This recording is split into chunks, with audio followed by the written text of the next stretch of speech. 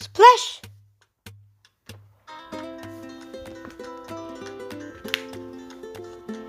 Wake up, you big fur ball, Nellie yelled. She gave Sam a shake. Don't be pet, Nellie, Sam growled. I'm dreaming of a fat, floppy fish. Let's go find some, Nellie said. Nellie rushed out of their cave. Sam jumped up and ran after her. Is that sound a splash? asked Sam. I bet it's bears, said Nellie. Let's hurry before all the fish are gone. Together they ran to the river.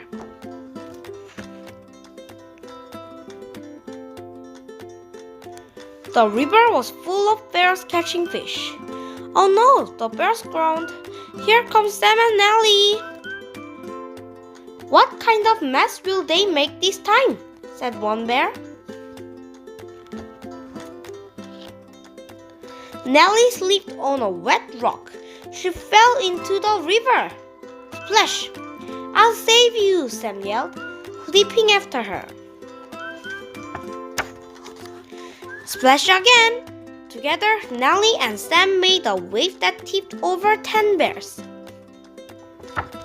Why are you two always so clumsy? Growled one bear. We'll be more careful, said Sam. Okay, you can fish with us, said the other bears. But for once, try to behave. Sam and Nellie sat very still with the other bears. While they were sitting, lots of fish swam by. The bears had never seen so many fish in one place. All they could hear was the sound of swishing fins. Quick, get them before they're gone, Sam yelled. Hungry bears snapped at the fish.